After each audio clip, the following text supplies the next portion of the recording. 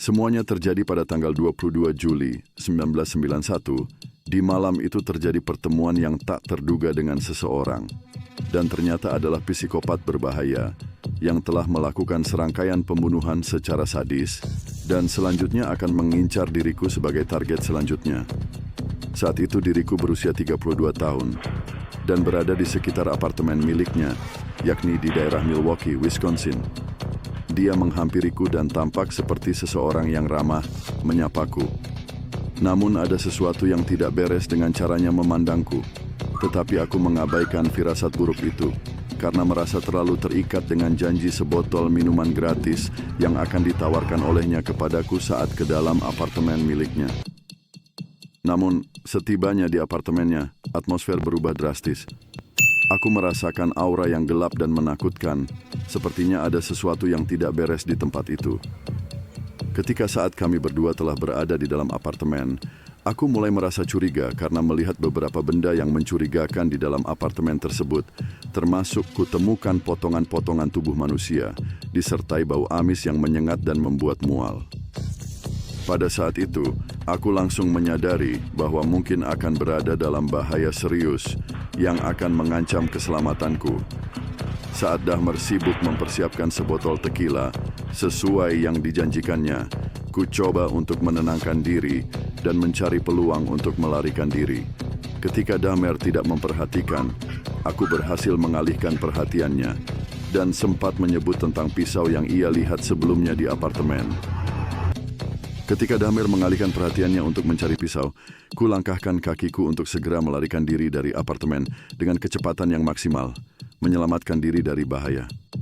Ketika berlari dari apartemen, beruntung aku melihat dua petugas polisi yang lewat dan bergegas memberitahu mereka tentang apa yang terjadi di dalam ruangan apartemen tersebut.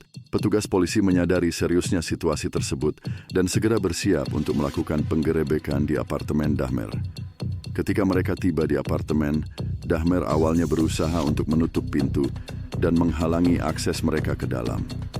Namun, petugas polisi dengan cepat berhasil memaksa masuk dan menemukan bukti-bukti yang mengerikan dari kekejaman Dahmer, termasuk bagian-bagian tubuh manusia yang disimpan sebagai trofi.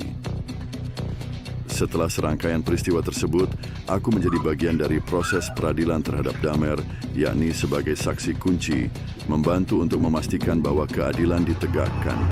Pengalaman hidupku juga menjadi sumber inspirasi bagi banyak orang, menunjukkan keberanian dan kekuatan dalam menghadapi situasi yang paling mengerikan. Jeffrey Dahmer ditangkap di tempat pada tanggal 22 Juli 1991 dan segera dibawa ke kantor polisi untuk diinterogasi. Selama interogasi, Dahmer mengakui serangkaian pembunuhan dan kejahatan lain yang telah dia lakukan selama bertahun-tahun. Penangkapan Dahmer dan penggerebekan apartemennya menjadi sorotan media yang besar dan kasusnya segera menarik perhatian nasional dan internasional. Kepolisian juga melakukan penyelidikan yang mendalam untuk mengidentifikasi dan memproses kasus-kasus pembunuhan yang terkait dengan Dahmer. Alasan dibalik motivasi Jeffrey Dahmer untuk membunuh adalah subjek yang kompleks dan sulit dipahami sepenuhnya. Namun beberapa faktor yang mungkin memengaruhinya termasuk didiagnosis menderita gangguan mental, gangguan kepribadian antisosial dan psikopatik. Gangguan mental ini mungkin telah memengaruhi kemampuannya untuk merasa empati dan penyesalan, serta meningkatkan keinginannya untuk melakukan kekerasan. Saat aku mengambil kesempatan untuk melarikan diri dari situasi mengerikan tersebut, menjadi kunci dalam mengakhiri keberlangsungan kejahatan Jeffrey Dahmer. Tindakannya tersebut memicu penggerebekan polisi yang mengungkap kebenaran mengerikan tentang pembunuhan sadis yang telah dilakukan Dahmer selama bertahun-tahun. Beberapa korban yang tercatat yakni antara lain Stephen Hicks, merupakan korban pertama Dahmer pada tahun 1978.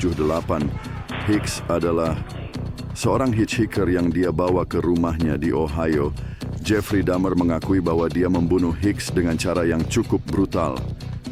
Dahmer telah mengambil mobil dari ayahnya dan mengendarainya ke sepanjang jalan untuk mencari kesempatan untuk memangsa seseorang. Ketika dia melihat Hicks sedang berdiri di pinggir jalan, dia memutuskan bahwa Hicks akan menjadi korban pertamanya. Dahmer memberitahu Hicks bahwa dia akan membawanya ke rumah temannya dan menawarkan untuk minum bersama. Setelah tiba di rumah temannya, mereka berdua minum bersama sambil mendengarkan musik, tetapi ketika Hicks memutuskan untuk pulang, Dahmer menyerangnya dengan palu. Setelah Hicks terjatuh, Dahmer kemudian mencekiknya dengan tali. Setelah membunuh Hicks, Dahmer menyadari bahwa dia memiliki kendala baru. Apa yang akan dia lakukan dengan tubuh Hicks? Dia memutuskan untuk memotong tubuh Hicks menjadi potongan-potongan kecil dan menyingkirkan sisa-sisanya dengan menguburkannya di halaman belakang rumah ayahnya. Ini adalah awal dari serangkaian pembunuhan sadis oleh Jeffrey Dahmer. Lalu Anthony Sears. Sears adalah salah satu korban Dahmer yang terkenal. Dia merupakan seorang pria Afrika Amerika yang dibunuh oleh Dahmer pada tahun 1991. Kemudian Konerak Sinta Somphone, seorang remaja Laos Amerika yang menjadi korban ke-13 Dahmer. Meskipun berhasil melarikan diri dari apartemen Dahmer, dia kemudian diseret kembali oleh Dahmer dan dibunuh. Korban selanjutnya adalah Jeremiah Weinberger, seorang remaja buta yang menjadi salah satu korban Dahmer pada tahun 1991. Setelah ditangkap dan diadili, Jeffrey Dahmer dijatuhi hukuman penjara seumur hidup tanpa kemungkinan pembebasan bersyarat atas serangkaian pembunuhan dan kejahatan lain yang dia lakukan. Pada tanggal 17 Februari 1992, Dahmer dihukum oleh pengadilan atas 15 pembunuhan dan dinyatakan bersalah atas semuanya. Hukuman seumur hidup tanpa pembebasan bersyarat berarti bahwa dia akan menjalani sisa hidupnya di penjara dan tidak akan pernah memiliki kesempatan untuk bebas kembali ke masyarakat. Jeffrey Dahmer mulai menjalani hukuman penjara seumur hidupnya di penjara Columbia Correctional Institution di Portage, Wisconsin.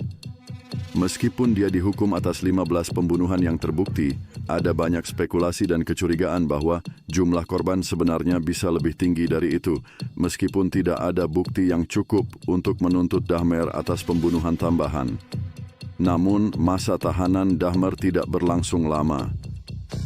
Pada tanggal 28 November 1994, Jeffrey Dahmer menjadi korban pembunuhan di dalam penjara oleh sesama narapidana yang bernama Christopher Scarfer, yang mengklaim bahwa dia melakukan pembunuhan sebagai bagian dari misi dari Tuhan. Pembunuhan ini mengakhiri kehidupan Dahmer dan menyebabkan banyak kontroversi dan perdebatan tentang sistem peradilan pidana dan keamanan penjara di Amerika pada saat itu.